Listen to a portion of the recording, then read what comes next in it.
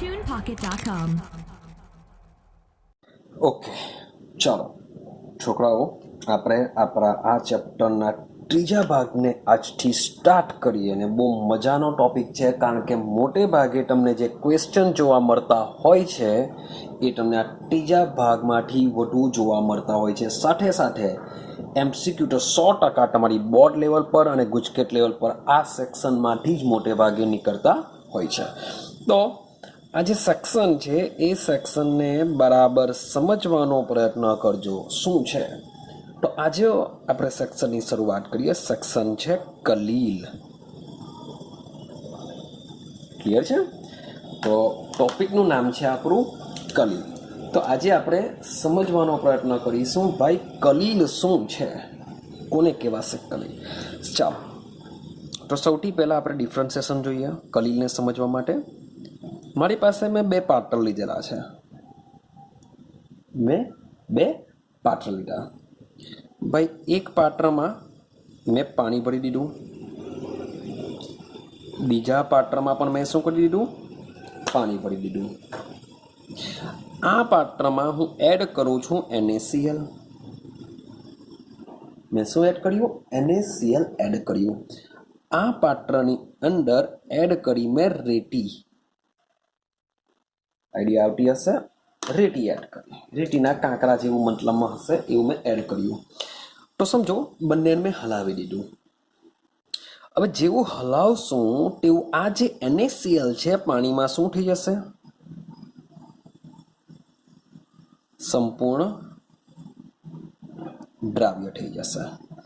એટલે કે આ જે સંપૂર્ણ દ્રાવ્ય થાય છે એટલે આ દ્રાવણને કહેવામાં આવે છે સમાંગ દ્રાવણ કહેશું. કારણ કે જે દ્રાવ્ય છે, દ્રાવકની અંદર સંપૂર્ણ દ્રાવ્ય થઈ જાય છે, માટે આવા દ્રાવણને શું કહેશું? આપણે સમાંગ દ્રાવણ કહેશું. હવે બીજા પાત્રમાં આવી જઈએ. હવે બીજા પાત્રમાં દ્રાવ્ય તરીકે રેતી છે, દ્રાવક તરીકે પાણી છે. તો આ જે રેતી છે એ પાણીમાં દ્રાવ્ય થવાની નથી. તો રેતી શું કરશે? તમને નીચે આ રીતના બેસી ગયેલી જોવા મળશે ને તમે એને જોઈ શકો છો. તો એકચ્યુઅલી આ જે પ્રણાલી છે કે જેમાં રેતી અને પાણી એકબીજામાં મિશ્રણ થતા નથી, તો આવી પ્રણાલીને શું કહેશું? વિસમાંગ દ્રાવણ અથવા પ્રણાલી તમે કહી શકો છો. આપણે વિસમાંગ દ્રાવણ, અહીંયા સમાંગ દ્રાવણ છે તો આ વિસમાંગ દ્રાવણ છે. બીજું કે અહીં રેતીના જે મોલેક્યુલ છે એ દ્રાવકને નીચે બેસી જાય છે. શું થાય છે? પાત્રના તળિયે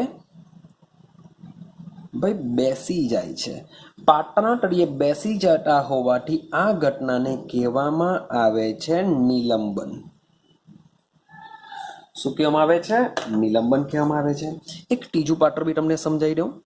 માન લો કે સેમ અહીં પણ ત્રીજું પાત્ર છે, એ પાત્રમાં પણ સેમ મેં શું કરેલું છે? પાણી ભરેલું છે. હવે આમાં હું લાકડાનો ભૂકો નાખું છું. શું એડ કરું છું? લાકડાનો વહેર એડ કરું છું, લાકડાનો ભૂકો. તો તમે લાકડાનો ભૂકો તમે એડ કરશો તો એ બધો લાકડાનો ભૂકો તમને આ રીતના પાણીની સપાટી ઉપર જોવા મળશે. એટલે કે આ કન્ડિશનમાં પણ તમારું જે દ્રાવણ બનતું હોય છે શું બનતું હોય છે? વિસમાંગ દ્રાવણ બનતું હોય છે. પણ આમાં શું થશે? પાત્રમાં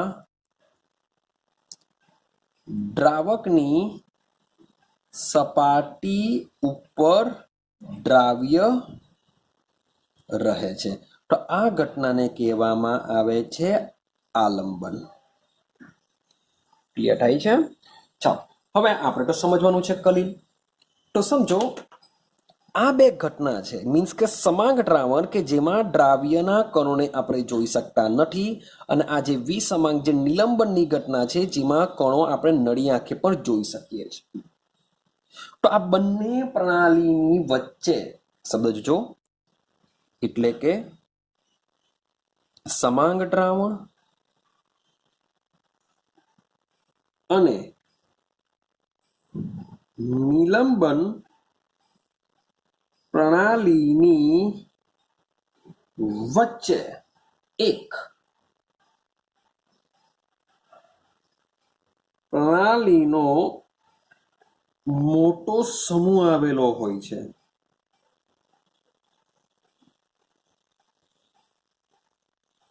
આ બંને પ્રણાલીઓની વચ્ચે એક મોટો સમૂહ આવેલો હોય છે, એક સમૂહ ધરાવતી પ્રણાલી આવેલી હોય છે, જેને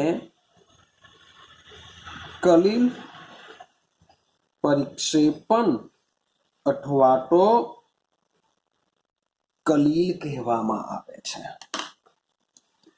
આ બંનેની વચ્ચે શું આવશે? એક આપણી પ્રણાલી આવશે. એ પ્રણાલીને શું કહેશું? કલીલ કહેશું. ક્લિયર થાય છે? ચાલો, તો બંનેની વચ્ચે આવેલું છે, તો આ બંનેની વચ્ચે શું હશે? તો હવે પોઈન્ટ ટુ પોઈન્ટ સમજજો જો કે આપણું જે કલીલ છે એ કલીલ વિસમાંગ પ્રણાલી છે. કેવી છે? વિસમાંગ પ્રણાલી છે, એટલે કે ભાઈ નિલંબન જેવું છે. મેં તમને કહ્યું કે આ બંનેની વચ્ચે આવશે. તો આપણું જે કલીલ છે એ શું છે? વિસમાંગ પ્રણાલી છે. અને દ્રાવણમાં વાત કરીએ તો દ્રાવણમાં બે વસ્તુ આવેલું હતું. શું આવેલું હતું? દ્રાવ્ય વત્તા દ્રાવક. દ્રાવ્ય તરીકે મીઠું હતું, દ્રાવક તરીકે પાણી હતું. તો દ્રાવ્યના જે કણો હોય છે એ કણો કેવા હોય છે? ભાઈ નાના હોય છે. ભાઈ દ્રાવક તો ભાઈ દ્રાવક જ છે. તો આ જે વિસમાંગ પ્રણાલી છે, જે કલીલ છે, એ કલીલમાં પણ બે વસ્તુ આવેલું હોય છે. પણ અહીંયા કલીલ છે એ કલીલ માટે કહેવામાં આવે છે, એક હોય છે વિક્ષેપિત કલા. એક હોય છે વિક્ષેપિત કલા હોય છે, અને બીજું હોય છે વિક્ષેપણ માધ્યમ. ચલો, આટલું પેલા દિમાગમાં ફિટ કરી દો કે જે આપણું જે કલીલ છે એ વિસમાંગ પ્રણાલી છે. એમાં બે વસ્તુ આવેલું હશે, વિક્ષેપિત કલા હશે અને બીજું હશે વિક્ષેપણ માધ્યમ. ક્લિયર થાય છે? તો જૂની બુકમાં એકચ્યુઅલી વિક્ષેપિત કલા અને વિક્ષેપણ માધ્યમ નામ હતા, પરંતુ હવે એનસીઆરટીની બુકમાં વિક્ષેપિતની જગ્યાએ આપણે પરિક્ષેપિત બોલીશું. શબ્દ શું બોલીશું? પરિક્ષેપિત. અહીંયા પર સેમ વિક્ષેપણની જગ્યાએ પરિક્ષેપણ બોલીશું, પરિક્ષેપણ માધ્યમ. ક્લિયર? ચાલો, હવે આ જે આ જે પરિક્ષેપિત જે કલા છે એ કલા ખૂબ જ ઝીણા કણો ધરાવે છે. જે પરિક્ષેપિત કલા છે શું છે? ખૂબ જ ઝીણા કણો. પેલામાં કાં આપણે દ્રાવ્ય કીધું કે દ્રાવ્ય ભાઈ ખૂબ જ નાના કણો હોય છે. સેમ અહીંયા પરિક્ષેપિત કલાના બી કેવા હોય છે? ખૂબ જ નાના કણો હોય છે. છે. અને જે કલીલની અંદર જે બીજો પદાર્થ હોય છે જેને આપણે શું કહીએ છીએ? પરિક્ષેપણ માધ્યમ કહીએ છીએ. સેમ દ્રાવણની વિચારો. દ્રાવણમાં હોય છે દ્રાવ્ય વત્તા દ્રાવક. દ્રાવ્ય તરીકે ભાઈ કણો હશે તો દ્રાવક તરીકે પાણી હશે, અથવા બીજું બી કોઈ હોઈ શકે, પણ આ એક્ઝામ્પલમાં પાણી છે. સેમ કલીલમાં પણ બે વસ્તુ હોય છે, એક હોય છે પરિક્ષેપિત કલા હોય છે અને બીજું હોય છે પરિક્ષેપણ માધ્યમ હોય છે. ક્લિયર થાય છે? ચાલો, તો મીન્સ કે સમજવા જઈએ તો આ તો એક દ્રાવણ જેવું જ છે, પણ કીધું તો છે વિસમાંગ પ્રણાલી. તો બંને દ્રાવણ અને જો કલીલ વચ્ચેનો ડિફરન્સિએશન સમજવાનો પ્રયત્ન કરીએ. શબ્દો સમજો. દ્રાવણ અને કલીલ વચ્ચેનો તફાવતની વાત કરું કે બંનેમાં એવું તો શું ડિફરન્સિએશન હોય છે? તો દ્રાવણની અંદર જો વાત કરું તો દ્રાવણની અંદર જે દ્રાવ્યના કણો હોય છે એને જોઈ શકાતા નથી. ચેક કરજો. આજે ઘરે મીન્સ કે ટ્રાય કરજો. એક ગ્લાસમાં, કાચના ગ્લાસમાં પાણી લઈ લેજો, મીઠું નાખી દેજો અને હલાવી દેજો અને ટ્રાય કરો ભાઈ મીઠું દેખાશે કે નહીં દેખાશે? તો તમને મીઠું જોઈ શકાશે નહીં. ક્લિયર છે? તમે કલીલની વાત કરીએ તો કલીલમાં એ જ પ્રમાણે શું હોય છે? પરિક્ષેપિત કલા હોય છે. એમાં શું હોય છે? પરિક્ષેપિત કલા હોય છે. પણ કલિલ કેવું છે? વિસમાંગ પ્રણાલી છે ને દ્રાવણ છે સમાંગ પ્રણાલી છે. મીન્સ કે દ્રાવ્યના કણો જોઈ શકાતા નથી, એટલે કે આ જે દ્રાવ્યના કણો હોય છે કેવા હોય છે? ખૂબ જ ઝીણા હોય છે. દ્રાવણની અંદર આવેલા જે દ્રાવ્યના કણો હોય છે કેવા હોય છે? ખૂબ જ એટલે ખૂબ જ ઝીણા હોય છે. જ્યારે કલિલની અંદર જે પરિક્ષેપિત કલા હોય છે એના કણો જે હોય છે એ કણો કેવા હોય છે? દ્રાવ્યની કમ્પેરિઝનમાં ઘણા મોટા હોય છે. Sorry for that.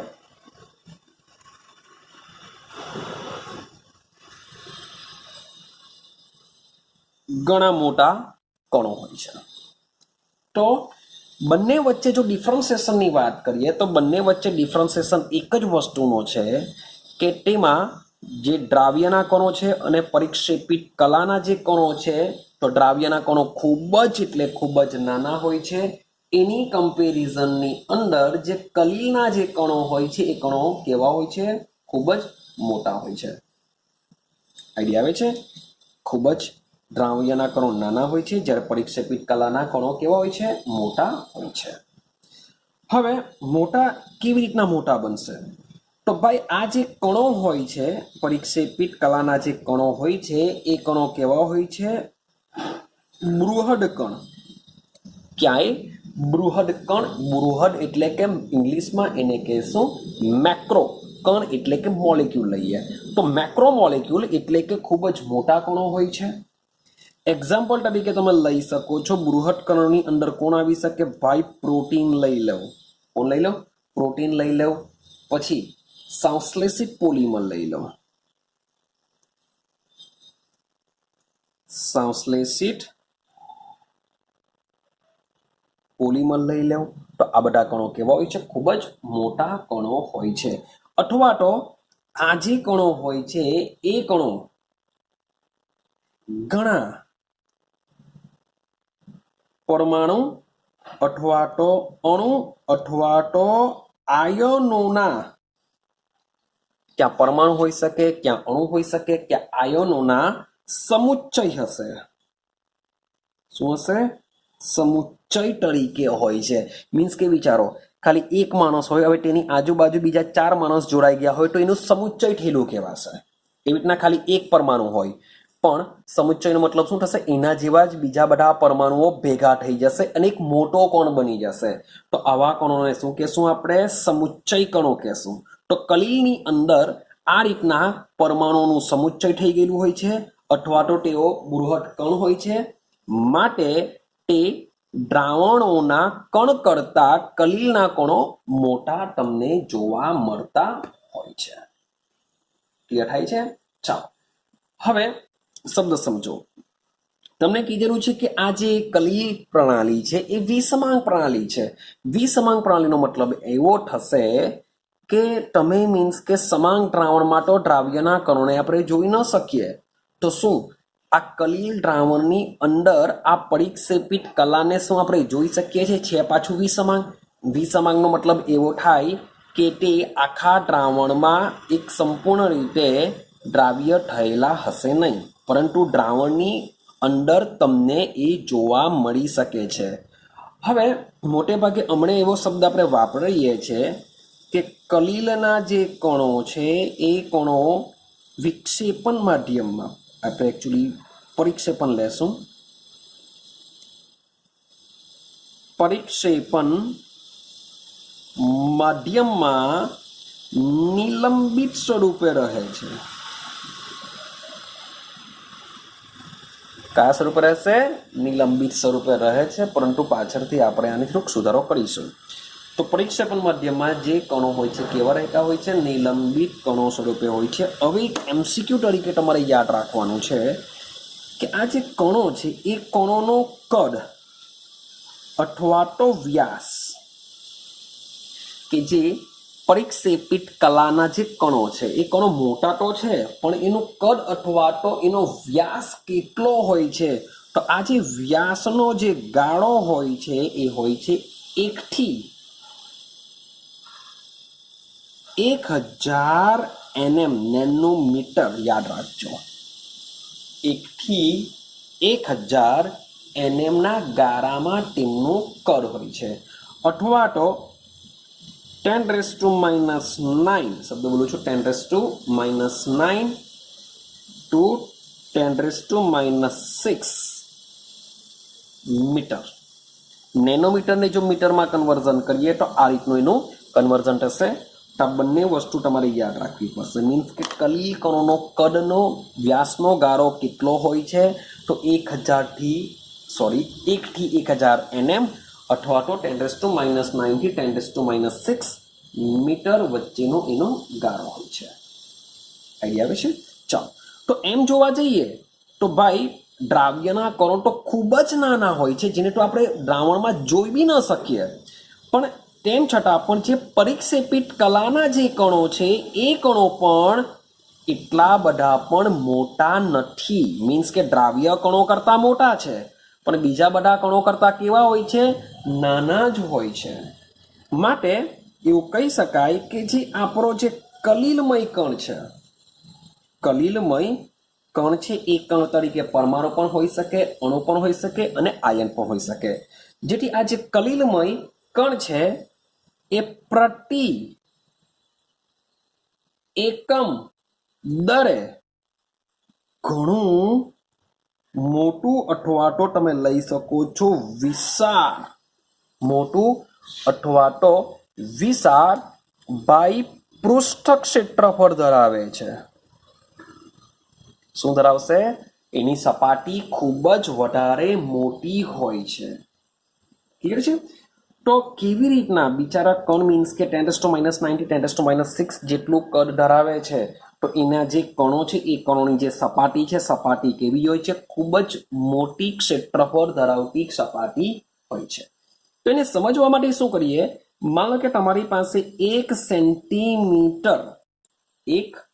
સેન્ટીમીટર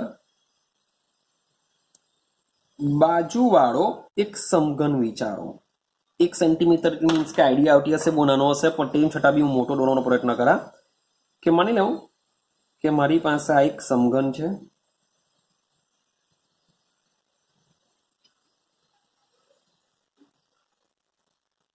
મારી પાસે શું છે મારી પાસે એક આ સમઘન છે વિચારો આ સમઘનની ટોટલ 6 બાજુ 1 2 3 4 એક પાછળની બાજુ 12 અને એક એમની સાઈડની કરતા 6 આ 5 જે છે પાછળની બાજુ હશે જે છઠ્ઠી બાજુ હશે એ આપણે જે તરફથી જોઈ રહ્યા છે તે હશે તો આ રીતના એક સમઘન છે એટલે કે 1 સેન્ટીમીટર બાજુવાળો મીન્સ કે જેટલા બી મેં અંક લખેલા છે એ દરેક બાજુની લંબાઈ કેટલી હશે 1 સેન્ટીમીટર જેથી ટોટલ જો વિચારીએ ટોટલ આનું ક્ષેત્રફળ જો હું વિચારું તો એક ક્ષેત્રફળ કેટલું થઈ જશે 6 શબ્દ બોલું છું 6 સેન્ટીમીટર સ્ક્વેર કારણ કે એક બાજુ 1 સેન્ટીમીટર વાળી છે એની ટોટલ 6 બાજુ છે એટલે આખી સપાટીનું જો ક્ષેત્રફળ વિચારીએ તો આન્સર આવશે 6 સેન્ટીમીટર સ્ક્વેર રેડી હવે આ જે સમઘન છે એ સમઘનના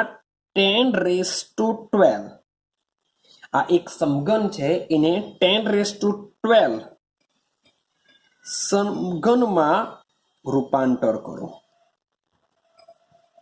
વિચારો કે આ એક સેન્ટીમીટર વાળો જે સમઘન છે તેને તમે 10⁻12 એટલે કે એકની બાજુમાં 12 મીંડા એટલાના ટુકડા કરી નાખો 10⁻12 સમઘનમાં વિભાજિત જો કરો તો 10⁻12 સમઘનમાં વિભાજિત કરતા એનું જે કદ આવશે એ કલીલ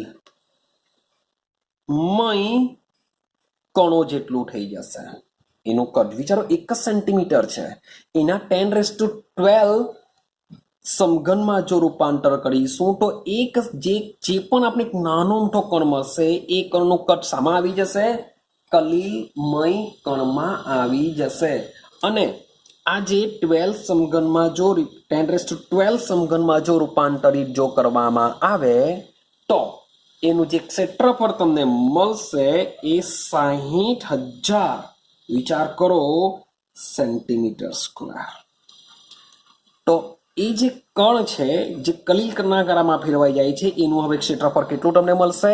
60,000 સેન્ટીમીટર સ્ક્વેર. પહેલા કેટલું હતું?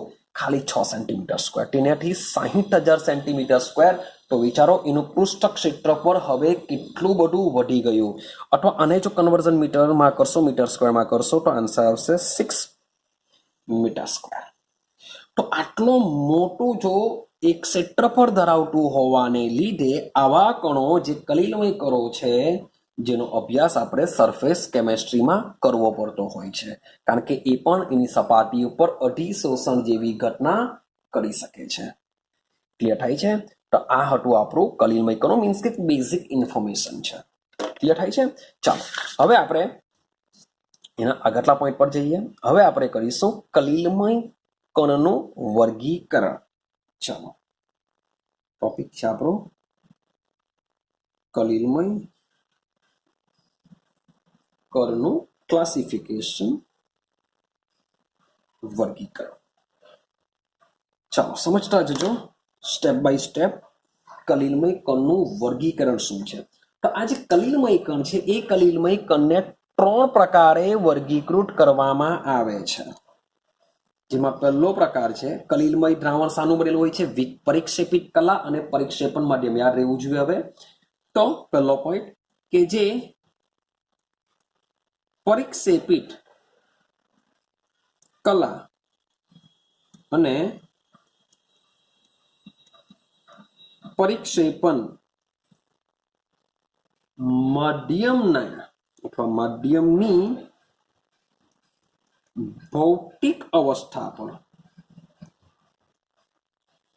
મીન્સ કે આપણે જે પહેલું વર્ગીકરણ કરીશું એ બંનેની ભૌતિક અવસ્થા, મીન્સ કે સોલિડ છે, લિક્વિડ છે, ગેસ, એ મુજબ એનું વર્ગીકરણ કરીશું. બીજા પોઈન્ટની વાત કરીએ તો બીજો પોઈન્ટ છે પરિક્ષેપિત કલા અને પરિક્ષેપણ માધ્યમ વચ્ચેની પારસ્પરિક ક્રિયા, કે એ કેવી રીતના મીન્સ કે રિએક્શન કરે છે, શું થશે? બહુ મજાનું છે. પારસ્પરિક ક્રિયાને આધારે વર્ગીકરણ કરીશું. અને એનું ત્રીજું વર્ગીકરણ છે પરિક્ષેપિત કલાના કણોના પ્રકાર ઉપરથી. આઈડિયા આવે છે? તો કલીલમય કણોનું જે વર્ગીકરણ છે એ વર્ગીકરણ આપણે 3 પ્રકારે કરીશું. એક છે પરિક્ષેપિત કલા અને પરિક્ષેપણ માધ્યમની ભૌતિક અવસ્થા પરથી, પરિક્ષેપિત કલા અને પરિક્ષેપણ માધ્યમ વચ્ચેની પારસ્પરિક ક્રિયાને આધારે, અને ત્રીજો પ્રકાર છે પરિક્ષેપિત કલાના કણોના પ્રકાર ઉપરથી. ચાલો તો સ્ટેપ બાય સ્ટેપ આપણે વારા પરથી આ 3 વસ્તુને સમજવાનો પ્રયત્ન કરીશું. તો સૌથી પહેલા આપણે પહેલો સ્ટેપ સ્ટાર્ટ કરીએ, જે છે પરિક્ષેપિત કલા અને પરિક્ષેપણ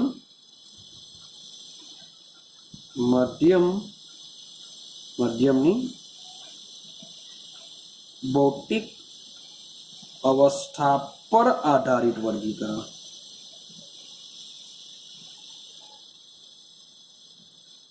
તો મોટે ભાગે આ જે પોઈન્ટ છે એ પોઈન્ટ મોટે ભાગે તમને MCQ ની અંદર જોવા મળી શકે છે.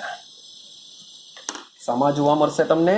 MCQ ની અંદર તમે બોર્ડની એક્ઝામ લેવો કે ગુજકેટ લેવો તો એ બધામાં મોટે ભાગે આ ટોપિકમાંથી તમારા જે ક્વેશ્ચન નીકળતા હોય છે એ MCQમાં મોટે ભાગે વધારે નીકળતા હોય છે. ક્લિયર છે? ચાલો તો મીન્સ કે તમારે આમાં બી મેમરાઇઝ કરવું પડશે. શું મેમરાઇઝ કરવું પડશે જરાક જોજો. તો અહીંયા લઈએ છીએ આપણે, માની લઈએ કે પરિક્ષેપિત કલા લઈ લઈએ, બાજુમાં લઈ લઈએ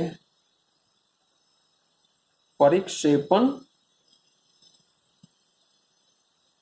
માધ્યમ લઈ લઈએ, આ બાજુ લેશું કલીલનો પ્રકાર, એ જ ઇમ્પોર્ટન્ટ છે. પછી શું લેશું આપણે? કલીલનો પ્રકાર, એ યાદ રાખવાનું છે મેઇન, અને પછી એના એક્ઝામ્પલ. ચાલો તો બરાબર સમજવાનો પ્રયત્ન કરજો. માની લઈએ કે તમારી પાસે પરિક્ષેપિત કલા ઘન છે, પરિક્ષેપણ માધ્યમ પણ ઘન છે. યાદ કરો આપણે દ્રાવણમાં પણ સેમ આ જ વસ્તુ કરીને આવેલા હતા. દ્રાવ્ય અને દ્રાવકની અવસ્થાને આધારે આપણે દ્રાવણના પણ બીજા બધા ટોટલ ઘણા બધા પ્રકાર પાડીને આવ્યા હતા. તો એ પણ યાદ રાખવાનું છે. એ દ્રાવણના પ્રકાર છે, આ છે કલીલના પ્રકાર છે. તો બંને એકબીજામાં મિશ્રણ નહીં થઈ જવું જોઈએ, એ યાદ રાખજો. તો પરિક્ષેપિત કલા ઘન છે, પરિક્ષેપણ માધ્યમ ઘન છે. તો જ્યારે બંને જો ઘન હોય તો એ જે કલીલ દ્રાવણ બનાવતું હોય છે એનો પ્રકાર હોય છે, યાદ રાખજો, એને કહેશું ઘનસોલ. બંને ઘન હોય તો એનો પ્રકાર થશે ઘનસોલ. રેડી છે? ચાલો, તો એના એક્ઝામ્પલ, ઘનસોલના એક્ઝામ્પલમાં તમારે યાદ રાખવાનું છે કેટલાક જે રંગીન કાચ હોય છે. મીન્સ કે તમે જોતા હશો કે કાચની અંદર બી મીન્સ કે તમને કોઈ ડિઝાઇન કે સમથિંગ પાડેલું હોય છે, તો એ એકચ્યુઅલી સોલિડ ભેગા થઈને બનાવેલું હોય છે, માટે રંગીન કાચ. અને બીજું એક્ઝામ્પલ લેવાનું છે તમારે જેમસ્ટોન.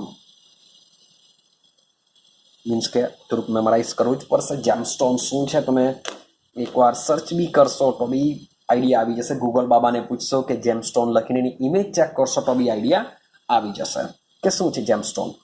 ક્લિયર છે? તો પહેલું પ્રકાર છે તમારો જે કલા છે, જે માધ્યમ છે, બંને જો સોલિડ હોય તો એનો પ્રકાર બનશે ઘનસોલ. એક્ઝામ્પલ યાદ રાખવાના છે, રંગીન કાચ અને જેમસ્ટોન. ચાલો, માની લઈએ કે તમારી જે પરિક્ષેપિત કલા છે, એટલે કે જેનું પ્રમાણ ઓછું છે, એ ઘન સ્વરૂપે જોવા મળે છે. પરિક્ષેપણ માધ્યમ એટલે કે જેનું પ્રમાણ વધારે છે એ પ્રવાહી સ્વરૂપમાં જોવા મળે છે, એટલે કે પ્રવાહીનો જથ્થો વધારે છે. તો ઘન, જો પ્રવાહીમાં ઘન હોય, શબ્દ બોલું છું, પ્રવાહીમાં ઘન હોય તો એ પ્રકાર બનશે, એને કહેવાશે સોલ. એને શું કહેશું આપણે? સોલ કહેશું. યાદ રાખજો. ચલો, આ સોલમાં શું આવશે? જો સોલમાં આવશે રંગ. તમે રંગ જોશો લિક્વિડ અવસ્થામાં આવશે, એમાં સોલિડ કણો હોય છે એટલે કે રંગ. અને બીજું લઈ લો કોષ દ્રવ્ય. તમે 9મા ધોરણમાં બી ભણીને આવ્યા હશે. કોષ દ્રવ્ય મીન્સ કે તમે જો કોષ લેશો તો કોષની અંદર ભાઈ માધ્યમ આવેલું હોય છે, પ્રવાહી માધ્યમ, એને આપણે કોષ દ્રવ્ય કહેશું. પણ એ કોષની અંદર જુદી જુદી બધી અંગિકાઓ આવેલી હોય છે, લાઇસોઝોમ, રિબોઝોમ, ટારા કેન્દ્રો, વોટ એવર જે બી હોય તે કણપસૂત્ર લઈ લો તો એ સોલિડ અવસ્થામાં હોય છે. માટે જે કોષ દ્રવ્ય હોય છે એમાં પણ પરિક્ષેપણ માધ્યમ તરીકે પ્રવાહી હોય છે, પરિક્ષેપિત કલા તરીકે શું હોય છે? ઘન હોય છે. ક્લિયર? તો આ બી યાદ રાખવું પડશે. ત્યાર પછી માની લઉં કે પરિક્ષેપિત કલા તરીકે તમારી ઘન હશે અને વિક્ષેપણ માધ્યમ તરીકે શું હશે? વાયુ હશે. એટલે કે વાયુનો જથ્થો વધારે હોય છે, તો આને કહેવામાં આવે છે એરોસોલ. ઘન, વાયુ બંને ભેગા મળીને જે કલીલ બનાવે છે એને શું કહેશું? એરોસોલ કહેશું. યાદ રાખજો, વાયુ વધારે હોય છે માટે એને કહેશું એરોસોલ. ચાલો, તો ભાઈ વાયુની અંદર ઘન, તો ભાઈ ચેક કરો ધુમાડો. ચેક કરો ધુમાડો. તો ઇમેજિનેશન કરો, ધુમાડાની અંદર શું હોય છે? ભાઈ વાયુનો જથ્થો વધારે હોય છે અને સોલિડ કણ ઓછા હોય છે, માટે ધુમાડો. અને સાથે સાથે બીજી એડ કરી દઉં ધૂળ. ધૂળ પણ સેમ એ જ રીતના છે. મીન્સ કે હવા વધારે હોય છે અને જે કણો હોય છે કણો ઓછા હોય છે. તો ધુમાડો અને ધૂળ શું છે? એરોસોલનું એક્ઝામ્પલ છે, જેમાં વિક્ષેપિત કલા તરીકે ઘન હોય છે, વિક્ષેપણ માધ્યમ તરીકે શું હોય છે? વાયુ હોય છે. ચાલો, ક્લિયર છે? ચાલો, ત્યાર પછી માન લો કે હવે ઘન પછી આપણે પ્રવાહી પર જઈએ. વિક્ષેપિત કલા તરીકે પ્રવાહી હોય, પરિક્ષેપણ માધ્યમ તરીકે છે ઘન. પ્રવાહી અને ઘન એટલે કે ઘનનું પ્રમાણ વધારે છે તો એને કહેવામાં આવશે જેલ. શું કહેવામાં આવે છે? એને જેલ. જેલ કહેવામાં આવશે. તો ઘન મીન્સ કે જેલ પર તમને સોલિડ જેવી જ જોવાશે, પણ અંદર શું હોય છે? પ્રવાહી પણ હોય છે. એટલે કે ઘનમાં પ્રવાહી, એને કહેવામાં આવે છે જેલ. ચાલો, તો લેશો તમે ચીઝ. ચીઝ પણ તમે બહારથી જશો ઘન જેવું જ હોય છે, પણ એમાં પ્રવાહીના મોલિક્યુલ બી હોય છે. બટર ચેક કરશો, બટર બી સેમ સોલિડમાં તમને જોવા મળશે. સાથે સાથે જેલી ચેક કરો, જેલી પણ સેમ આ રીતની તમને ઘન સ્વરૂપમાં જોવા મળતી હોય છે. ક્લિયર થાય છે? તો આ પણ તમારે જેલનું પણ એક્ઝામ્પલ યાદ રાખવા પડશે. સેમ માની લો કે મારી પાસે છે પ્રવાહી. હવે ઘનની જગ્યાએ હું શું લઈ લઉં? પ્રવાહી લઈ લઉં. એકચ્યુઅલી મારે રેડ પેનથી લખવું છે આને બી, એ પછી કહેવાય શા માટે હું રેડ પેનથી લખું છું. તો માની લો કે મારી પાસે આ પણ બંને પ્રવાહી હશે. તો પ્રવાહી માટે નામ આપવામાં આવ્યું છે પાયસ અથવા તો ઇમલ્ઝન. યાદ રાખજો, પ્રવાહી જો હશે તો એને પાયસ અથવા ઇમલ્ઝન કહેશું. તો એના એક્ઝામ્પલમાં લઈ લેવું દૂધ. ભાઈ લિક્વિડમાં જો મળશે એમાં આવેલી બધી વસ્તુઓ પણ લિક્વિડ હશે. પછી લઈ લેવું હેર ક્રીમ. હેર ક્રીમ પણ કેવી હોય છે? લિક્વિડમાં હોય છે. હેર ક્રીમ લઈ લેશું. પછી લઈ લેવું માખણ. યાદ રાખજો, બધી વસ્તુ યાદ રાખવાની છે કે હેર ક્રીમ એ કલીલનો કયો પ્રકાર છે, એમાં પરિક્ષેપિત કલા શું છે, પરિક્ષેપણ માધ્યમ શું છે. તો આવા બધા ક્વેશ્ચન નીકળતા હોય છે. તો પ્રવાહી યાદ રાખવાનું છે. એને આપણે પાયસ અથવા તો શું કહીએ છીએ? ઇમલ્ઝન કહીએ છીએ. સેમ આગળ જઈએ. માની લો કે વિક્ષેપિત કલા તરીકે હશે પ્રવાહી અને માધ્યમ તરીકે હશે વાયુ. તો જ્યારે પણ વાયુ આવશે એટલે એટલું પાકું છે, તમારે યાદ રાખવાનું છે એરોસોલ. યાદ રાખીશું એરોસોલ. વાયુ હશે તો એરોસોલ દિમાગમાં ફિટ કરવાનું. હવે વાયુ અને પ્રવાહી, પેલું વાયુ અને ઘન હતું એમાં ધુમારોને ધૂળ લીધી હતી. હવે વાયુ અને પ્રવાહી મીન્સ કે વાયુમાં પ્રવાહીના મોલેક્યુલ છે. તો એના માટે લેશું ધુમ્મસ. ધુમારો નહીં આવશે ભાઈ, ધુમ્મસ આવશે, કારણ કે ધુમ્મસમાં હવામાં શું હોય છે? પાણી હોય છે, માટે ધુમ્મસ. પછી લઈ લો ધૂમ. 11 સાયન્સમાં આવી ગયું છે ધૂમ. જંતુનાશક સ્પ્રે લઈ લો. જંતુનાશક સ્પ્રે લઈ લો. તો આ બધા જ એક્ઝામ્પલ શાના છે? એરોસોલના છે. પણ એરોસોલમાં શું છે? પરિક્ષેપણ માધ્યમ તરીકે વાયુ છે અને પરિક્ષેપિત કલા તરીકે શું છે? પ્રવાહી છે. તો આ બી યાદ રાખવાનું છે. ચાલો, ત્યાર પછી વાત કરીએ હવે વાયુ. વાયુ સોરી ફોર ધેટ, અહીંયા આપણે શરૂઆત ઘનથી કરીએ. ઘન. તો વાયુ અને ઘન. તો વાયુ અને ઘન, અહીંયા આપણે જે ઘન અને વાયુ જેને આપણે એરોસોલ કહેતા હતા, હવે પરિક્ષેપણ માધ્યમ તરીકે છે ઘન. તો આને આપણે 100% કહેશું ફરીથી પાછું ઘનસોલ. જે આપણે ઘનમાં જો માધ્યમ તરીકે ઘન હોય છે એને આપણે ઘનસોલ કહેશું. પણ અહીંયા પ્રવાહી અને ઘન હતું માટે એને જેલ. તો થોડુંક આ જ બધું યાદ રાખવાનું છે કે વાયુ અને ઘન હોય તો એને આપણે શું કહેશું? ઘનસોલ કહેશું. હવે જો પરિક્ષેપણ માધ્યમ તરીકે ઘન છે તે સોલિડ હશે પણ એની અંદર વાયુ હશે તો મોટે ભાગે આ બધા પૂછાયા કરતા હોય છે.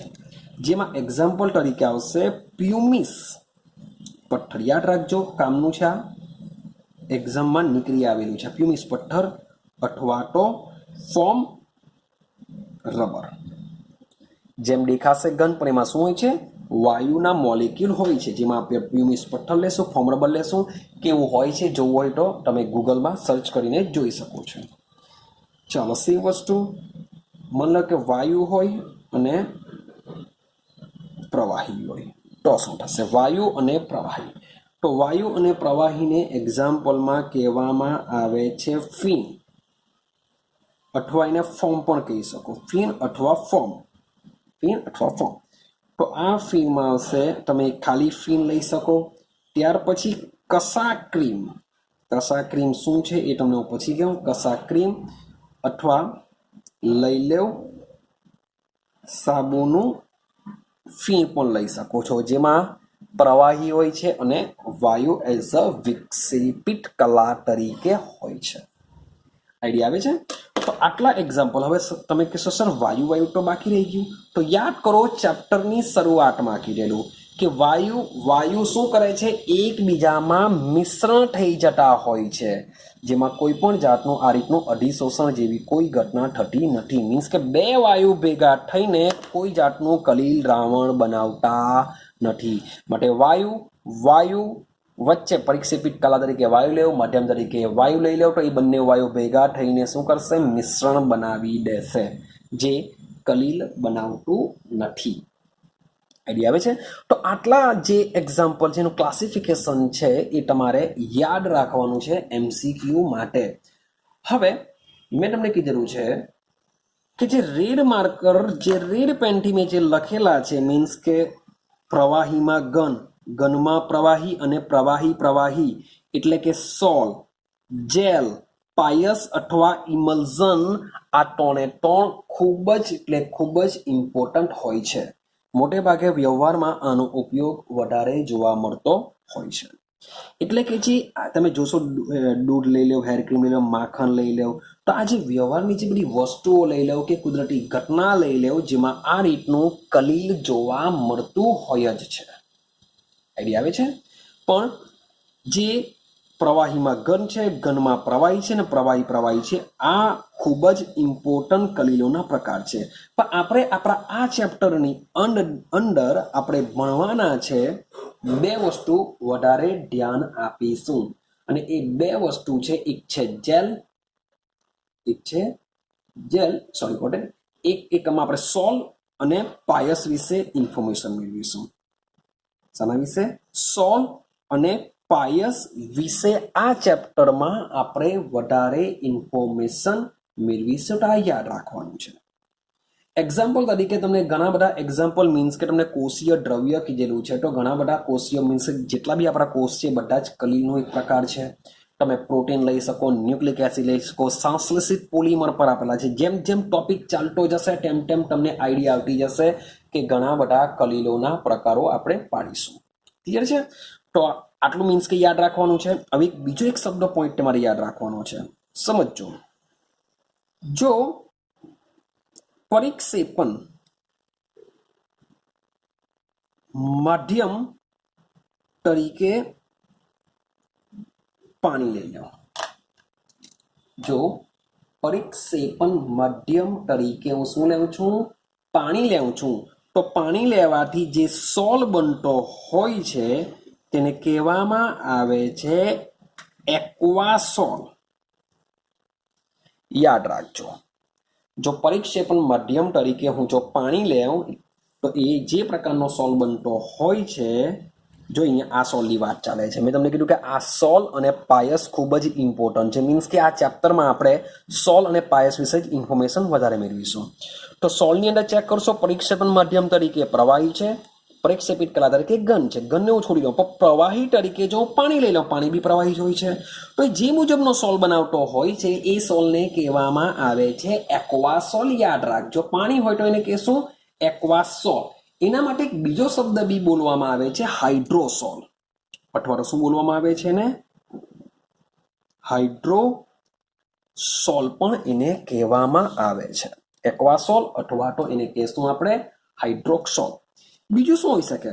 જો પરિક્ષેપણ માધ્યમ તરીકે પાણીની જગ્યાએ આલ્કોહોલ લઈએ, તો આલ્કોહોલ કઈ અવસ્થામાં હોય છે? પ્રવાહી અવસ્થામાં હોય છે. તો પણ બનશે તો શું? સોલ જ બનશે. પણ એવા સોલને હવે એક્વાસોલની જગ્યાએ આપણે કહેશું આલ્કોસોલ. આલ્કોહોલ છે માટે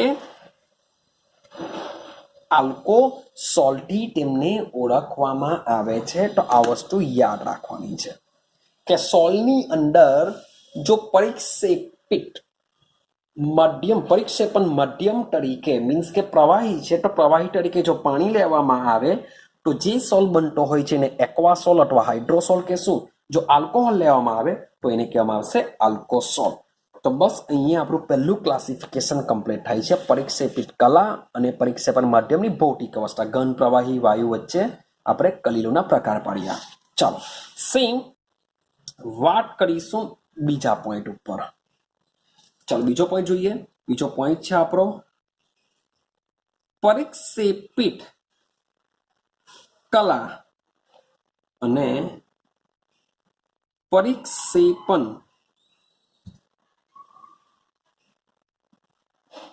માધ્યમ વચ્ચેની પારસ્પરિક ક્રિયાને આધારે. ચાલો તો આને પણ આપણે યાદ રાખીશું. આ બી બહુ મજાનું છે.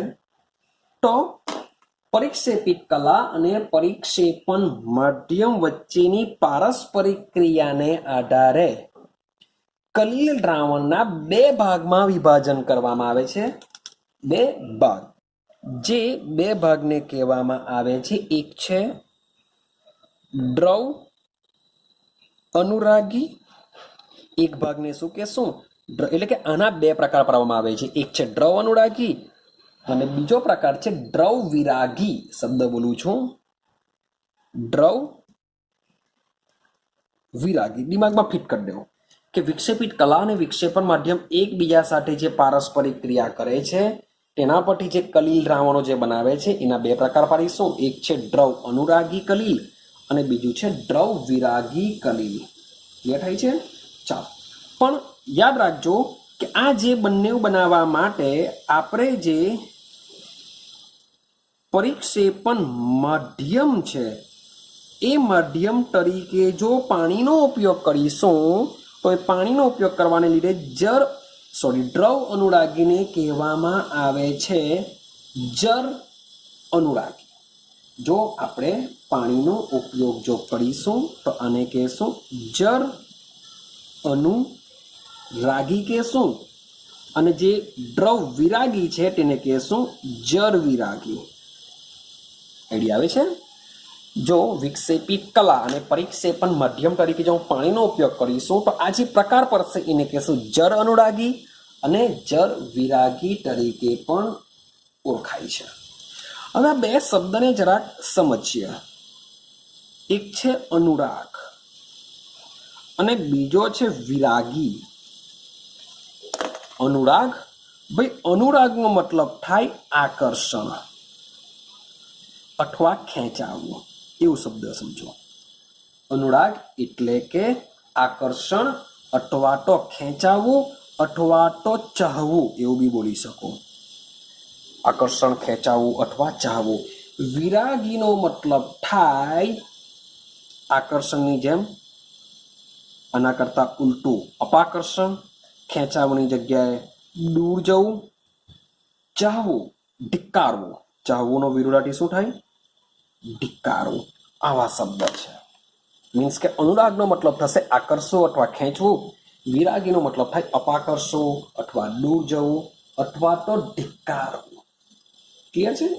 તો આ જરાક વર્ડ યાદ રાખજો, એના પરથી આપણે જે બંને જે પ્રકાર પાડીશું એ ખૂબ જ ઇઝીલી તમને યાદ આવી જશે.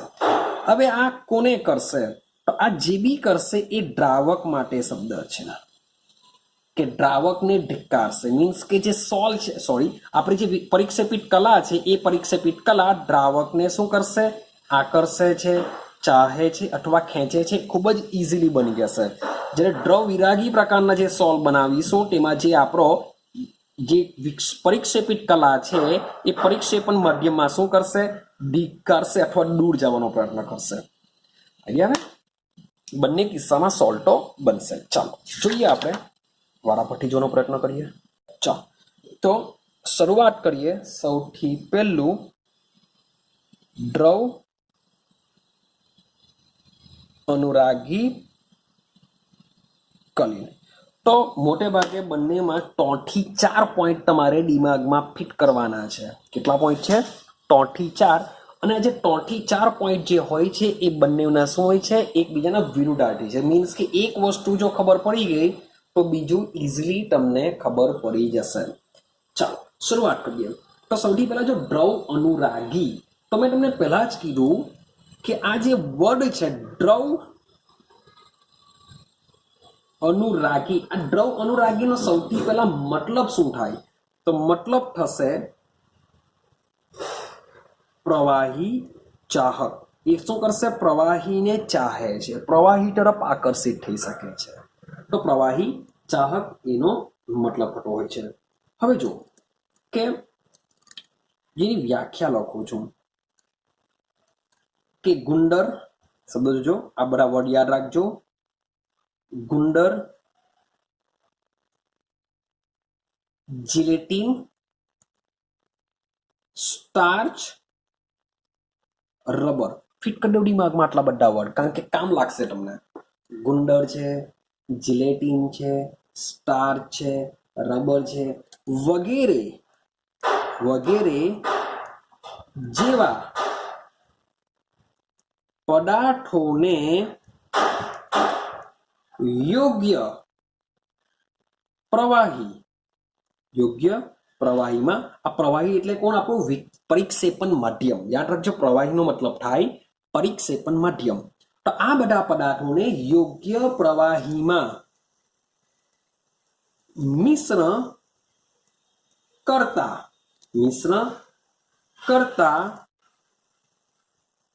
ખૂબ જ સહેલાઈથી મળતા સોલને દ્રવ અનુરાગી સોલ કહે છે, દ્રવ અનુરાગી કલીલ કહે છે. મીન્સ કે તમે ગુંદરને પાણીમાં નાખો, જીલેટીનને પાણીમાં નાખો, સ્ટાર્ચ રબરને પાણીમાં નાખો, તો આ પ્રકારનું કલીલ તમે નાખો, હલાવી દેવ એટલે આ પ્રકારનું કલીલ બની જશે. ક્લિયર છે? તો આને મીન્સ કે તમારા પ્રેક્ટિકલમાં પણ સેમ, જે એક્ઝામમાં મીન્સ કે સ્કૂલ લેવલ પર બી તમને લેબોરેટરીમાં આ મુજબના પ્રેક્ટિકલ કરાવશે. સાથે સાથે એક્ઝામ લેવલ પર પણ આ મુજબના કલીલ બનાવવાના પ્રેક્ટિકલ તમારા સિલેબસમાં પણ છે. મીન્સ કે એક્ઝામમાં પણ 100% પૂછશે જ. માટે ટોપિક મીન્સ કે પ્રેક્ટિકલ માટે પણ બહુ કામનો છે. પ્રેક્ટિકલ પણ તમારી સ્કૂલ લેવલ પર તમને કરાવવામાં આવશે આના. ક્લિયર છે? તો મોટે ભાગે સ્કૂલ લેવલ પર ક્યાં તો ગુંદર અથવા તો સ્ટાર્ચનો ઉપયોગ કરવામાં આવે છે. ગુંદર અથવા સ્ટાર્ચ, તમને ગુંદર અથવા સ્ટાર્ચ આપવામાં આવશે, ગરમ પાણીમાં તમે એને એડ કરી દેવ અને સીધું જ કલીલ દ્રાવણ બનાવી દેવાનું છે. મીન્સ કે કેમ શાંતિ આ ઇઝીલી બની જશે? કારણ કે પ્રવાહી ચાવક છે. આ જે પદાર્થો છે એ પદાર્થોને પ્રવાહી પ્રત્યે આકર્ષણ છે, માટે ઇઝીલી કલીલ બની જતા હોય છે. આઈડિયા આવી ગયા આટલી? ચાલો હવે આગળ જો બીજો પોઈન્ટ સમજજો. મીન્સ કે કેવી રીતના બને છે એ યાદ રાખવાનું છે. હવે આ સોલની એક લાક્ષણિકતા છે. આ સોલની ખૂબ જ મજાની એક લાક્ષણિકતા છે. બરાબર સમજજો. શું છે લાક્ષણિકતા? પરિક્ષેપણ માધ્યમને પરિક્ષેપિત કલામાંથી અલગ કરવામાં આવે અને ફરી પાછું પરિક્ષેપણ માધ્યમ ઉમેરવામાં આવે તો ફરીથી કલીલ દ્રાવણ બનાવી શકાય છે. ફરીથી કલીલ દ્રાવણ બનાવી શકાય છે. એટલે કે આ જે સોલ હોય છે કેવો હોય છે? પરિવર્તનીય સોલ છે. યાદ રાખજો, પેલામાં ના કરતા ઉલટું જશું. આ જે સોલ છે કેવો છે? પરિવર્તનીય સોલ. શું કહેવા માંગુ છું સમજો. માન લો કે મેં એક બીકર લઈ લીધું, એ બીકરમાં મેં પાણી ભરેલું છે. આમાં મેં શું કરી દીધું? ગુંદર નાખી દીધું. ગુંદર નાખીને હલાવી દીધા. તમારું જે પાણી છે એ પાણીમાં માની લો કે ગુંદર આ રીતના આવેલો હોય છે, એટલે કે તમારું આ કલીલ બની ગયું. શું બની ગયું? આ કલીલ દ્રાવણ બની ગયું. એવું આપણે માની લઈએ કે ગુંદર નાખો, હલાવી દો, કલીલ દ્રાવણ બની જશે. હવે શું કરીએ કે આ જે કલીલ દ્રાવણ છે એનું તાપમાન વધારીએ. એટલે કે દ્રાવક તરીકે પાણી છે, પાણીનું બાષ્પીભવન કરીએ. શું કરીએ? બાષ્પીભવન. તો બાષ્પીભવન કરવાથી બીકરમાં શું રહી જશે? માત્ર ને માત્ર ગુંદર રહી જશે.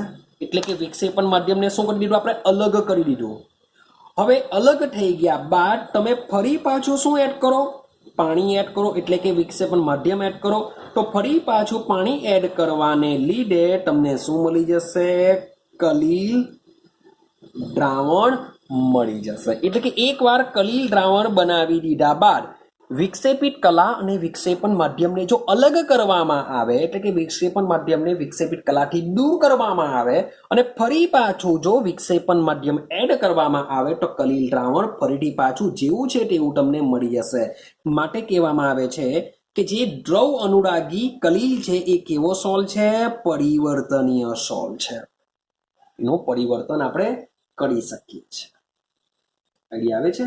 ચાલો, બીજો એક પોઈન્ટ યાદ રાખવાનો છે કે આ સોલ જે જર દ્રવ અનુરાગી અથવા જર અનુરાગી જે કલીલ છે આ સોલ કેવા હોય છે? ખૂબ જ સ્થાયી હોય છે. યાદ રાખજો, આ શબ્દના કરતા ઉલટી આપણે વાત કરીશું. ખૂબ જ સ્થાયી હોય છે. સ્થાયી હોવાનો મતલબ એવો થાય કે કલીલ કલીલ રહેશે, કલીલ દ્રાવણ કલીલ રહેશે, ખૂબ જ સ્થાયી હોય છે. ખૂબ જ સ્થાયી હોય છે એનો મતલબ એમ થાય કે સહેલાઈથી સ્કંદન પામતા નથી, સ્કંદન પામતા નથી. તો પાછું એક નવો વર્ડ આવ્યો, સ્કંદન. શું છે ભાઈ? સ્કંદનનો મતલબ થાય અવક્ષેપમાં રૂપાંતર પામવું. અવક્ષેપ ક્યારે બને? કે ઘણા બધા કણો એકબીજા સાથે જોડાઈને ખૂબ જ મોટો કણ બની જશે, એને આપણે કલીલ નથી કહેતા.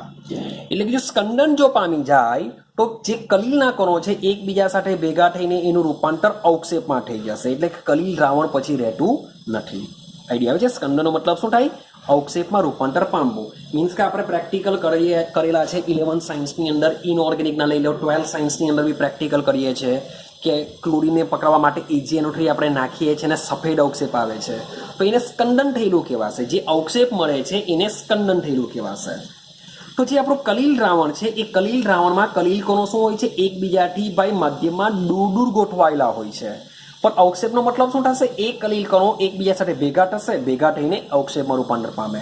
તો ભાઈ આ જે સોલ છે એ સોલ સ્થાયી હોય છે, એટલે કે સહેલાઈથી સ્કંદન પામતા હોતા નથી, કલીલની જેવા રહી શકે છે.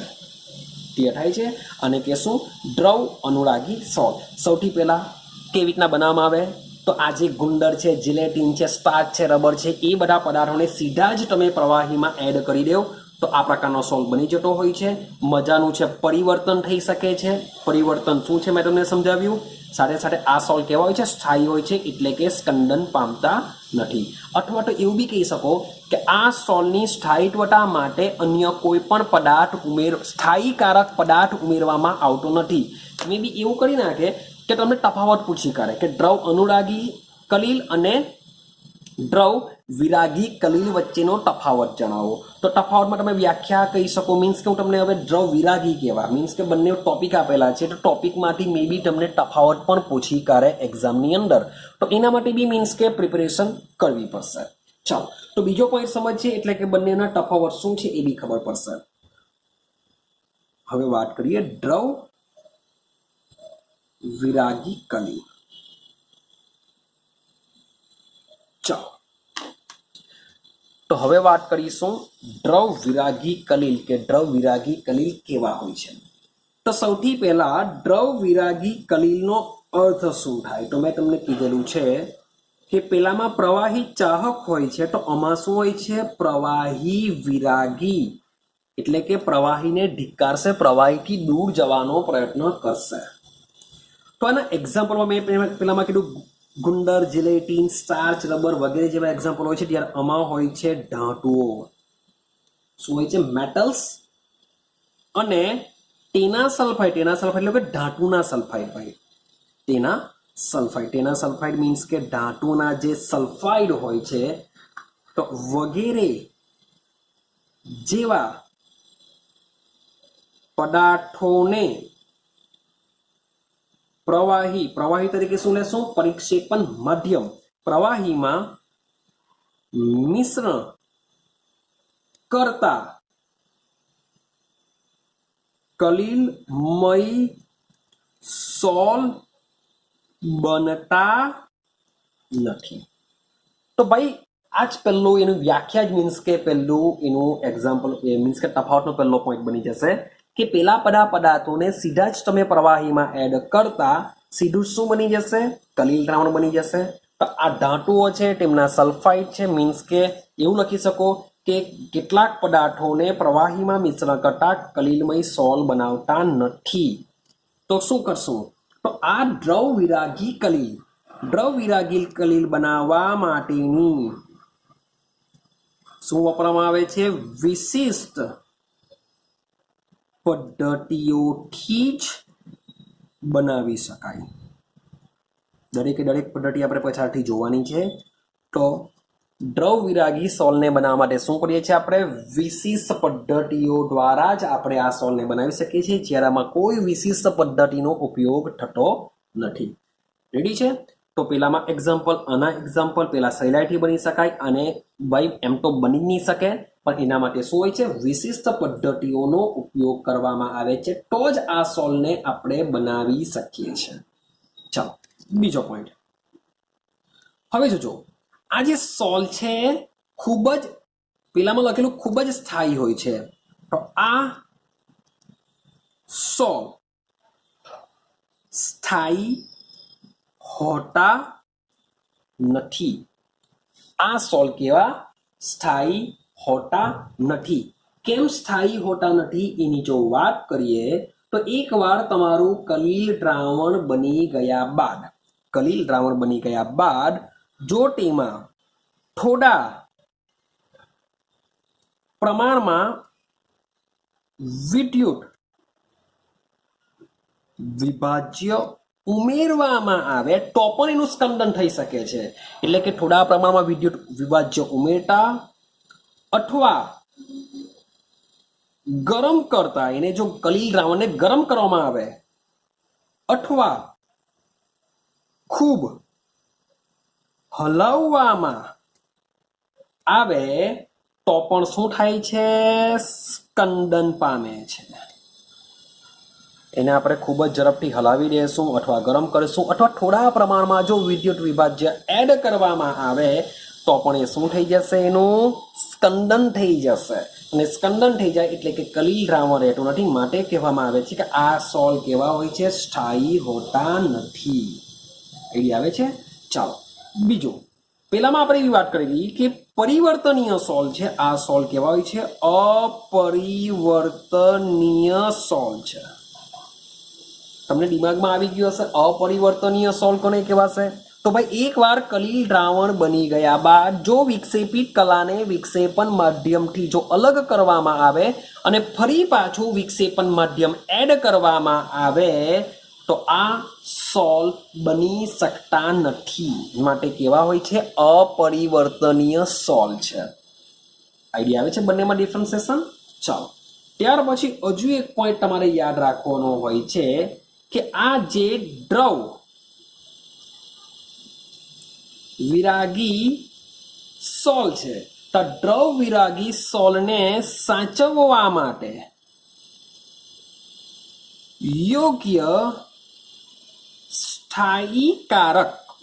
સ્થાયી કારક ઉમેરવામાં આવે છે તો જ એ સ્થાયી રહી શકે છે. તો આ રીતના તમે એના એક્ઝામ્પલ લઈ શકો છો. ટોટલીની એક વ્યાખ્યા લઈ શકો છો. વિશિષ્ટ પદ્ધતિ, પેલામાં વિશિષ્ટ પદ્ધતિ નથી. આ સ્થાયી હોય છે, પેલા અસ્થાયી હોય છે. કેવી રીતના સ્થાયી હોય છે તે લખી શકો. પેલું પરિવર્તનીય સોલ, આ અપરિવર્તનીય સોલ. આમાં સ્થાયી કારકની જરૂર પડે, પેલામાં સ્થાયી કારકની જરૂર પડતી નથી. સાથે લાસ્ટ પોઈન્ટ લખી શકો. એના એક્ઝામ્પલ પેલામાં ગુંદર, જેલેટીન, સ્ટાર્ચ, રબર. આમાં એક્ઝામ્પલ તરીકે ધાતુઓના સલ્ફાઇડ. તો આ રીતના તમે તફાવત તરીકે પણ તમે 6 પોઈન્ટ તમે બનાવી શકો છો. આઈડિયા આવે છે? તો તફાવત તરીકે બી પૂછાય તો 3 માર્ક્સમાં પૂછાય તો બી તમે ઇઝીલી આના 6 પોઈન્ટ તમે ઇઝીલી બનાવી શકશો. ક્લિયર છે? તો આ છે આપણો તફાવત નંબર 2. એટલે કે તફાવત મીન્સ કે આપણે જે પરિક્ષેપિત કલા અને પરિક્ષેપણ માધ્યમની પારસ્પરિક ક્રિયાને આધારે આપણે એના 2 પ્રકાર પાડેલા છે. એક છે જર અથવા તો દ્રવ અનુરાગી, દ્રવ વિરાગી. જો માધ્યમ તરીકે પાણી હોય તો એને કહેશું આપણે જર અનુરાગી, જર વિરાગી. આપણે કોમન સમજાવેલું છે. આઈડિયા છે? ચાલો હવે આપણે જઈએ આપણા આજના લાસ્ટ પોઈન્ટ ઉપર. આજનો લાસ્ટ પોઈન્ટ છે આપણો મીન્સ કે ત્રીજો પોઈન્ટ એટલે કે આનો ત્રીજો પોઈન્ટ નથી. ત્રીજો પોઈન્ટ આપણો આખો અલગ છે. મીન્સ કે પહેલું આપણું અવસ્થાને આધારે, બીજો પારસ્પરિક ક્રિયાને આધારે અને ત્રીજો છે અવક્ષેપિત કલાના કણોના પ્રકાર પર આધારિત. જેમાં આપણે 3 પ્રકાર પાડીશું કે જે કલીલ દ્રાવણની અંદર જે પરિક્ષેપિત કલા છે એ પરિક્ષેપિત કલા અથવા તો અવક્ષેપિત કલા, જે અવક્ષેપિત કલા છે એના કણોના પ્રકાર પર બી આપણે એના 3 પ્રકાર પાડીશું. પહેલો પ્રકાર છે બહુઆણવીય. પહેલો પ્રકાર છે બહુઆણવીય. બીજો છે વિરાટ આણવીય, જેનો બીજો શબ્દ વિરાટ મતલબમાં બૃહદ, મેક્રોમોલેક્યુલ એવું બી કહી શકાય. બૃહદ આણવીય, મેક્રો મોલેક્યુલ એ રીતના બી આપણે કહી શકીએ છીએ. અને લાસ્ટ પોઈન્ટ છે આપણો સમુચ્ચિત કલિલ. સમુચ્ચિત કલિલ. ઓકે, ચાલો. તો આપણા લાસ્ટ પોઈન્ટ છે અવક્ષેપિત કલાના કણોના પ્રકાર. તો બહુઆણવીય શું છે, વિરાટ આણવીય શું છે, સમુચ્ચિત કલિલ શું છે, એ તમારે સમજવાનું છે. તો સ્ટેપ બાય સ્ટેપ અહીંયા બી આપણે સૌથી પહેલા બહુઆણવીય, બહુ ટેન્શન લેતા, બહુ નાના અમથા પોઈન્ટ છે. મીન્સ કે થોડુંક સમુચ્ચિત કલિલને સમજવું પડશે, કારણ કે આના પછીનો જે ટોપિક છે તમે ઓલરેડી 10મા ધોરણની અંદર આ સમુચ્ચિત કલિલ વિશે થોડું ઘણું ભણીને આવ્યા છે, જેને 12 સાયન્સની અંદર આ ચેપ્ટરમાં આપણે થોડુંક ડિટેલમાં ભણવાનો પ્રયત્ન કરીશું. ચાલો, તો વાત કરીએ સૌથી પહેલા પોઈન્ટ ઉપર. પહેલો પોઈન્ટ છે બહુ આણવીય કલિલ શું છે.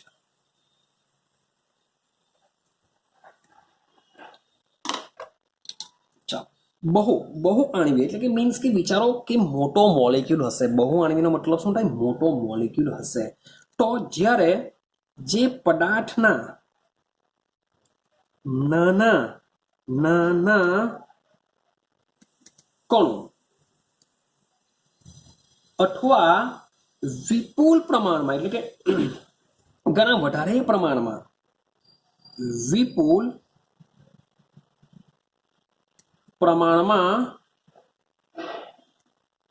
અણુઓનું, વિપુલ નો મતલબ થશે ઘણા બધા, વધારે મીન્સ કે સંખ્યા છે. વિપુલ એટલે કે મોટાની વાત નથી કરતા, પણ ઘણા બધા નાના નાના પરમાણુઓનું શું કરીશું આપણે, વિલયન શબ્દ છે, વિલયન કરતા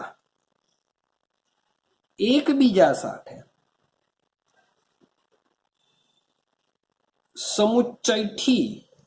સમુચ્ચયથી ભેગા થઈને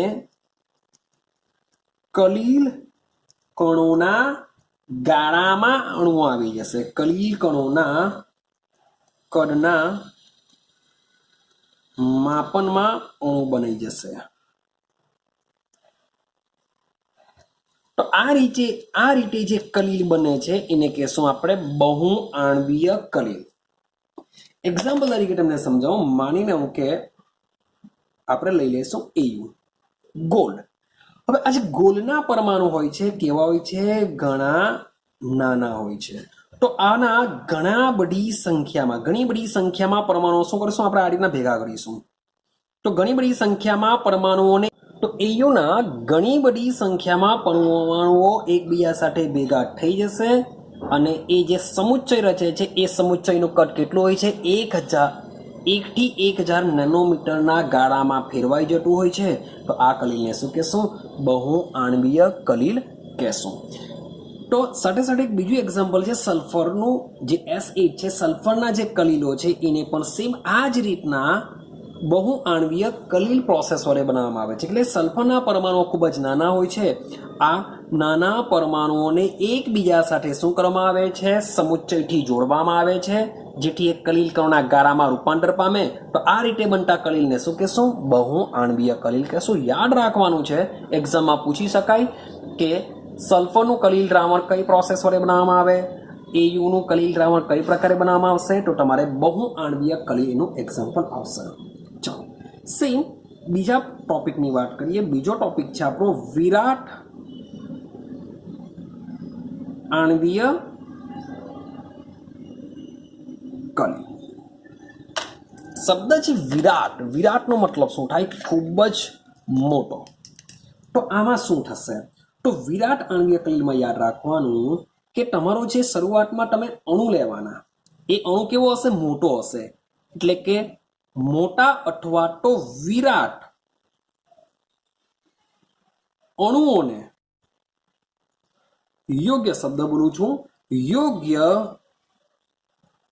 દ્રાવકમાં દ્રાવણ બનાવતા વિરાટ અણુઓ કલિલમય કણોના કદના ગાળામાં રૂપાંતર પામે છે. એટલે કે આમાં એવા પદાર્થોનો ઉપયોગ થાય કે જે પદાર્થો કદમાં કેવા હશે, મોટા હોય છે. એવા કણો જે કદમાં મોટા હોય છે એને યોગ્ય દ્રાવકમાં દ્રાવણ બનાવતા એ લોકો દ્રાવણમાં તૂટી જશે, એટલે કે નાના કણોમાં રૂપાંતર પામશે. અને એ જે નાના કણો છે એ કલીલ કણોના ગાળામાં હોય છે. તો આ રીતના જે કલીલ દ્રાવણ જે બને છે એને શું કહેશું આપણે? વિરાટ આણ્વીય કલીલ કહેશું. ક્લિયર થાય છે? ચાલો બીજો પોઈન્ટમાં યાદ રાખજો કે આ રીતનું વિરાટ આણ્વીય કલીલ છે એ કલીલ દ્રાવણ કેવું હોય છે? સ્થાયી હોય છે. કેવું હોય છે? સ્થાયી હોય છે. અને સાથે સાથે સાચા દ્રાવણને મળતું આવે છે. સાચા દ્રાવણ એટલે મીન્સ કે સમાંગ દ્રાવણ. સમાંગ દ્રાવણને કેવું થતું હોય છે? મળતું આવતું હોય છે. જેમ કે તમને મેં કીધું તમે ગુંદર લેવ, સ્ટાર્ચ લેવ, સ્ટાર્ચ સેલ્યુલોઝ લેવ છો, તમે પ્રોટીન લેવ છો, એને સીધું જ તમે જ્યારે આ બધા બહુ મેક્રોમોલેક્યુલ હોય છે, બહુ મોટા અણુ હોય છે. હવે આ જે મોટા અણુ હોય છે તમે સીધા જ જેને દ્રાવકમાં યોગ્ય દ્રાવકમાં એડ કરવાથી સીધા જ આ પ્રકારના કલીલ દ્રાવણ શું થઈ જતા હોય છે? બની જતા હોય છે. તમે એક્ઝામ્પલ મીન્સ કે તમે પ્રયોગમાં જ્યારે આના પ્રયોગ કરશે ત્યારે તમને આઈડિયા આવશે કે યાર કલીલ દ્રાવણ કેવું છે. તમે એને જોશો તો ટોટલી ટ્રાન્સપરન્ટ જેવું જ લાગશે, એટલે કે સમાંગ દ્રાવણ જેવું લાગશે, પણ ખરેખર આ કેવા હોય છે? કલીલ દ્રાવણ હોય છે. જે તમને તમારા ટીચર મીન્સ કે જ્યારે પ્રયોગશાળામાં ઓબ્ઝર્વેશન કરાવશે ત્યારે તમને આઈડિયા આવશે. કારણ કે એક્ઝામ લેવલ પર બોર્ડની એક્ઝામ જે લેવામાં આવે છે એમાં પણ આ રીતના પ્રેક્ટિકલ હોય છે. માટે તમારે કમ્પલસરી આ પ્રેક્ટિકલ કરવાનો હોય છે. આ જે બી પદાર્થની વાત કરી છે એ બધા પદાર્થ કેવા છે? કુદરતી છે. એ જ પ્રમાણે સંશ્લેષિત પદાર્થ દ્વારા પણ આપણે વિરાટ આણ્વીય કલીલ બનાવી શકીએ છીએ. જેમ કે લઈ લો પોલિથીન, પોલિમર છે પોલિથીન. લઈ લો નાયલોન, લઈ શકો તમે. પોલિસ્ટાયરીન, આ જેટલા બી પોલિમરની વાત ચાલે છે બધા ભણવાના જ છે આપણે. પોલિસ્ટાયરીન, પોલિસ્ટાયરીન. ચાલો તો આ જે બી છે મીન્સ કે બીજું એક રબર લઈ શકો. રબરમાં યાદ રાખજો આ છે સંશ્લેષિત રબર. મીન્સ કે રબરના 3 પ્રકાર પાડવામાં આવે છે. એક છે કુદરતી રબર, એક છે અર્ધ સંશ્લેષિત રબર અને એક છે સંશ્લેષિત રબર. બધામાં ભાઈ અલગ અલગ એના ગુણધર્મ છે જે આપણે પોલિમર ચેપ્ટરની શરૂઆત કરીશું ત્યારે આના વિશે ભણીશું.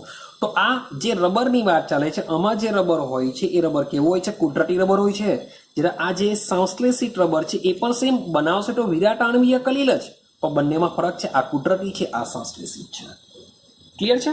ચાલો લાસ્ટ પોઈન્ટની વાત કરીએ. લાસ્ટ પોઈન્ટ શું છે આપણો? લાસ્ટ પોઈન્ટ છે આપણો સમુચ્ચિત કલીલ. સમુચ્ચિત કલીલ. ચાલો હવે આ સમુચ્ચિત કલીલને કહેવામાં આવે છે મિસેલ.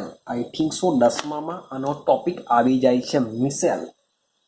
તો એના વિશે આપણે અહીં કમ્પ્લીટલી મીન્સ કે ટોટલી આ મિસેલ કેવી રીતના બનતો હોય છે, કેવી રીતના કામ કરતું હોય છે, એ બધી જ વસ્તુ આપણે આપણા આ ચેપ્ટરમાં ભણવાનું છે. ક્લિયર છે? મિસેલ કેવી રીતના, પણ એને આપણે નેક્સ્ટ વિડીયોમાં કવર કરીશું. આ વિડીયોમાં માત્ર ને માત્ર સમજવાનો પ્રયત્ન કરીએ કે સમુચ્ચિત કલીલ શું છે. ક્લિયર? ચાલો શબ્દ સમજો. શબ્દ લખું છું એવા કેટલાક પદાર્થો છે. જો બધા પદાર્થોની વાત નથી ચાલતી, અમુક જ પદાર્થો. એ પદાર્થો બી તમને કહી રાખું. મોટે ભાગે તમે લઈ શકો છો સાબુ અથવા તો લઈ શકો છો ડિટર્જન્ટ. સાબુ અથવા ડિટર્જન્ટ.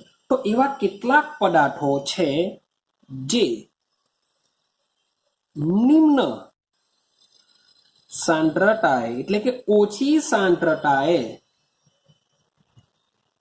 સામાન્ય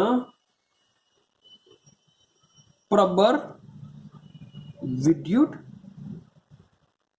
વિભાજ્ય તરીકે વર્તે છે. એટલે કે ભાઈ NaCl બી પ્રબળ વિદ્યુત વિભાજ્ય છે, તમે પાણીમાં નાખો એટલે Na+Cl- છૂટા પડી જશે. તો સાબુ કે ડિટર્જન્ટને બી નાખો તો સાબુ કે ડિટર્જન્ટ પણ શું છે, ફેટી એસિડના સોડિયમ અથવા પોટેશિયમ ક્ષાર છે. તો એના બે ભાગ છે, મીન્સ કે પ્લસ અને માઇનસ, તે બંને શું થઈ જશે, છૂટા પડી જશે. ક્યારે?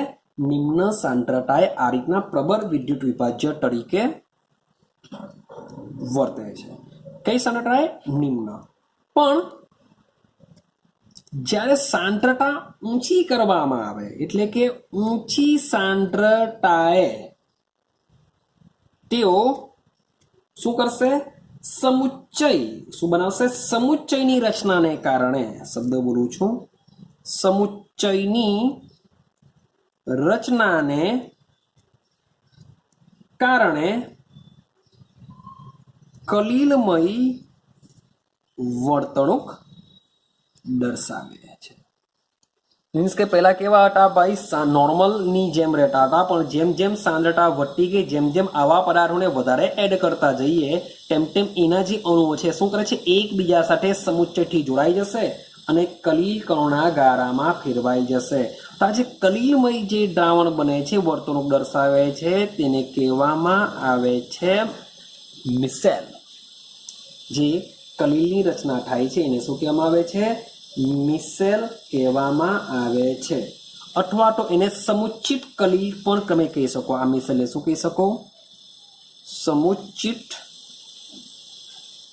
કલીલ કહી શકો છો. ચાલો, હવે આ જે મિસેલની જે રચના છે, મિસેલની રચના ચોક્કસ તાપમાને જ થઈ શકે છે. યાદ રાખજો, મિસેલની રચના અમુક ચોક્કસ તાપમાને જ થાય છે. અમુક જોજો શબ્દ છે સાંદ્રતા વધારતા, એટલે કે ટેમ્પરેચર આપણે જેટલું વધારીએ એટલી જ સાંદ્રતા વધી શકે. એટલે કે એમ બી તમે કહી શકો કે અમુક ચોક્કસ ઊંચા તાપમાને જ મિસેલની રચના થાય છે. તો જે તાપમાને, શબ્દ બોલું છું, જે તાપમાને મિસેલની રચના થાય છે તેવા તાપમાનને કહેવામાં આવે છે ક્રાફ્ટ તાપમાન. જે તાપમાને મિસેલની રચના થાય છે એને શું કહેશું આપણે? ક્રાફ્ટ તાપમાન કહેવાય છે. તેને આપણે ટીકે વડે દર્શાવીએ છીએ કે બધા તાપમાને ભાઈ મિસેલની રચના નથી થતી. જે ઊંચા તાપમાને મિસેલની રચના થશે એને શું કહેશું આપણે? ક્રાફ્ટ તાપમાન કહેશું. અને બીજી એક વસ્તુ, મિસેલની રચના ભાઈ અમુક ચોક્કસ ઊંચી સાંદ્રતાએ થાય છે, ઊંચી સાંદ્રતાથી થાય છે. હા કે ના? મેં પેલું કીધું કે નીચી સાંદ્રતાએ ભાઈ મિસેલની રચના નહીં થશે, એ પ્રબળ વિદ્યુત વિભાજક તરીકે વર્તે છે.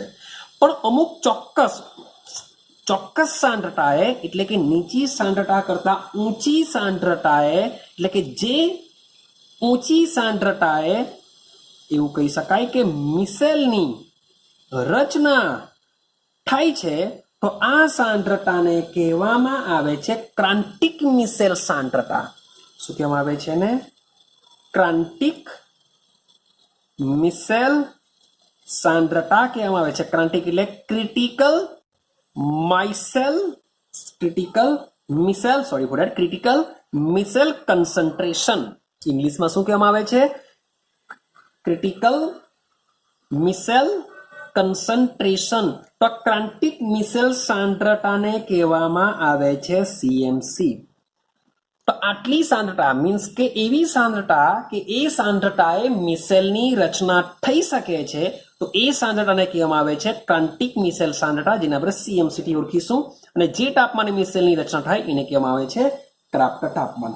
હવે સમજો, માન લો કે મિસેલની રચના થઈ ગઈ છે. હવે હું લખવાનું નથી, મીન્સ કે ખાલી સાંભળજો કે માની લઈએ કે મિસેલની રચના થઈ ગઈ છે. તો મિસેલની રચના થઈ ગયા બાદ જો એની સાંદ્રતા ઘટાડવામાં આવે તો ફરીથી આ જે મિસેલ બન્યો છે એ શું થઈ જશે? છૂટો પડી જશે. એટલે કે મિસેલ રહેતો નથી, એ હવે પ્રબળ વિદ્યુત વિભાજ્ય તરીકે જ વર્તે છે. એટલે કે એકવાર મિસેલની રચના થઈ ગયા બાદ પણ જો તમે એને મંદ કરવાનો પ્રયત્ન કરો તો ફરીથી પાછો પ્રબળ વિદ્યુત વિભાજ્ય તરીકે વર્તે છે. એટલે કે મિસેલ જે રચાયો હશે તે કેન્સલ થઈ જશે. આઈડિયા આવે છે? એટલે કે એના વ્યક્તિગત આયનો પ્લસ અને માઇનસ જે પ્રબળ વિદ્યુત વિભાજ્ય છે એમાં એનું રૂપાંતર થઈ જતું હોય છે. તો આના એક્ઝામ્પલ મેં તમને પહેલા જ કીધી, સાબુ અને ડિટર્જન્ટ. સાબુ અને ડિટર્જન્ટનો ઉપયોગ શું થાય છે?